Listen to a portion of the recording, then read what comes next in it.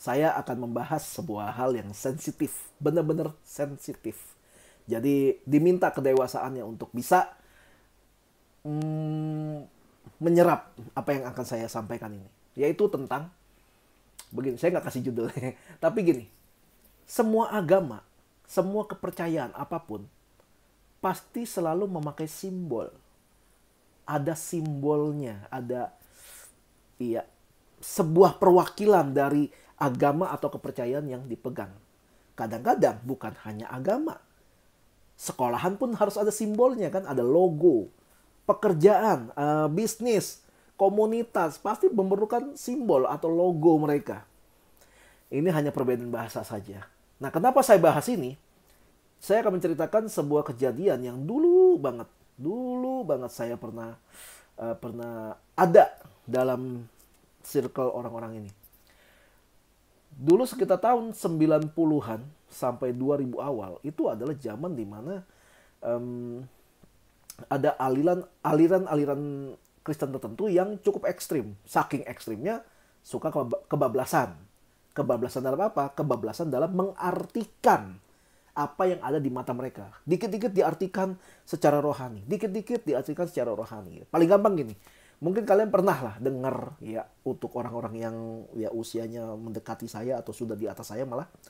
Kalian pasti pernah lah gitu ya diajarin, atau kalian yang ngajarin, atau kalian ketemu orang yang seperti itu. Katanya gini, kalau ketemu mobil yang kita pengen, tumpang tangan. Doain dalam nama Yesus jadi milik saya. Gitu. Atau ketemu rumah yang kita idam-idamkan, tumpang tangan gitu. Kayak gitu. Kadang-kadang kalau lo lagi nyari pacar, gue naksir banget sama orang ini, ambil fotonya, tumpang tangan di fotonya, bilang ini jodoh dari Tuhan. Ya itu sampai segitunya. Sampai segitunya. Padahal kalau mau mobil mewah, kerja. Pengen punya rumah mewah, kerja.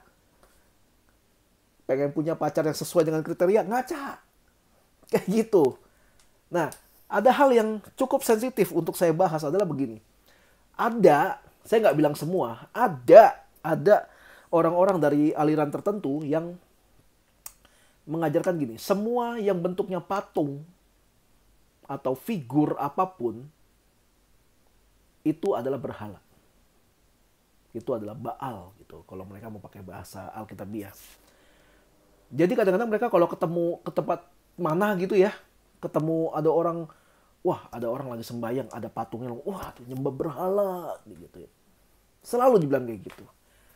Dan saya nggak perlu kasih contoh banyak ya, kurang lebih kayak gitulah. Pokoknya apapun yang mereka lihat, lalu mereka sedang sembahyang, lalu ada patungnya di sana, atau ada perwakilan, atau ada sebuah pahatan tertentu, lalu mereka biasa suka bilang, wah nyembah berhala. Nah, konotasi berhala ini biasanya diartikan sebenarnya bukan cuma sekedar berhala, tapi lebih ekstrim lagi, yaitu mereka suka bilang kalau berhala itu sama dengan, gimana ngomongnya ya? Ya berhala lah pokoknya. Saya takut salah ngomong. Berhala lah intinya. Lalu sampai satu ketika, ini yang menyadarkan saya. Dulu sih setuju-setuju aja, karena kan saya waktu itu masih baru mendalami apa yang saya sedang dalami sekarang. Nah, lalu suatu hari ketika saya sedang berkumpul dengan teman-teman saya di rumah barunya, di sebuah apartemen, saya datang ke sana karena dibilang ini, mereka tuh ketakutan karena mereka tiap malam tiba-tiba di WC, padahal nggak ada siapa-siapa, tiba-tiba kayak ada suara air lagi, ada orang lagi mandi, lalu ada yang jalan depan pintu dan sebagainya gitu. Jadi mereka kayak ketakutan sendiri. Nah, akhirnya kita datang untuk mendoakan, dan kemudian ada yang datang terlambat, lalu ikutan doa, dan selesai doa dia bilang gini, lu bilang sini kan ada nggak enak kan? Nggak heran. Itu yang depan rumah lu, itu yang rumah sana tuh, itu ada altar sembahyang. Makanya rumah lu langsung kayak ada roh jahatnya. Saya dengar itu langsung, jangan aneh-aneh, jangan macem-macem, jangan sembarangan ngomong gitu loh. Mereka yang seperti itu kan karena kepercayaannya berbeda, agamanya beda. Jelas saja yang disembah beda, cara mereka menyembahnya itu pun beda, cara mereka sembahyangnya juga beda. Jangan mentang-mentang berbeda sama kita, lalu kita mencap yang Tuhan cuma gua. Yang sono berarti bukan nyembah Tuhan, berarti nyembah iblis gitu. Ya itu kan jahat. Karena gini, kalau kita balikin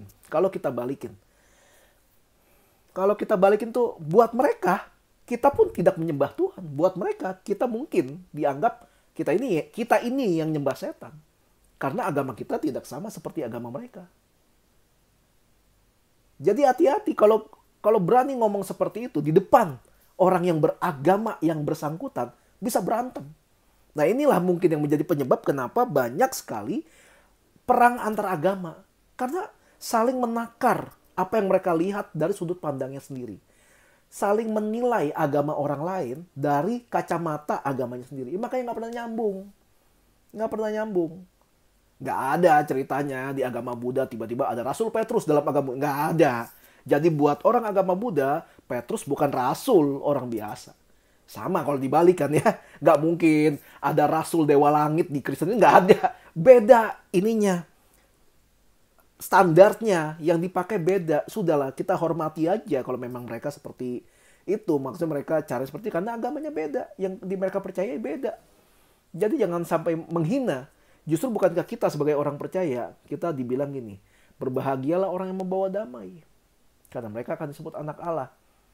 Lalu, apakah dengan kita bilang orang lain itu menyembah berhala hanya karena mereka punya patung atau mereka punya ukiran-ukiran tertentu yang suka ditaruh alat-alat sembayangan gitu ya, kayak dupa atau apa.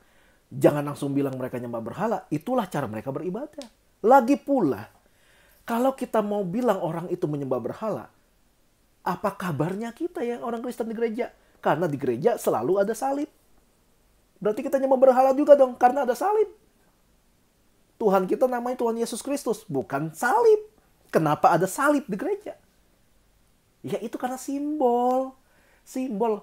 Kita pun mengakui kan salib itu simbol. Mengingatkan kita kalau Yesus pernah mati di kayu salib. Kenapa harus salib? Ya karena nggak mungkin kita gantung Yesus di situ. Kita butuh simbol. Sama lah yang teman-teman yang agama lain juga. Mereka tuh pakai simbol. Sebutinlah patung apa, ukiran apa, atau benda apa yang mereka pakai. Nggak usah sampai merendahkan mereka, nggak usah sampai menghina-hina mereka. Justru kita harus jadi terang. Kita harus menghormati mereka. Kalau beda, ya sudah beda. Berteman saja, tapi jangan dalam lingkup keagamaan. Kalau ngobrol, jangan bahas-bahas tentang agama. Karena nggak bakal nyambung. Nggak bakal nyambung. Ngobrolin lah yang lain lah tentang pergaulan, tentang hobi, tentang pekerjaan, silakan. Jangan dicampurkan dengan apa yang kita imani atau kita yang percaya. Kalau mereka nanya sih silakan, tapi nggak perlu sampai didebatin. Nah inilah yang jadi PR kita, supaya kita jangan kebablasan dalam mengekspresikan kepercayaan kita, dalam kita mengekspresikan iman kita. Kita harus menghormati orang lain juga. Yesus pun nggak pernah ngusir-ngusirin orang Samaria atau orang yang bukan orang percaya. Yesus pun malah bilang, marilah kepadaku semua yang letih lesu dan berbeban berat. Yesus nggak pernah marahin mereka karena mereka dianggap sebagai domba-domba yang tersesat. Namanya saja tersesat. Ya kasih tahu jalannya. Kasih tahu jalan yang benar biar nggak tersesat. Nah itu yang jadi PR kita. Dan itu harusnya jadi perenungan kita. Selamat merenung.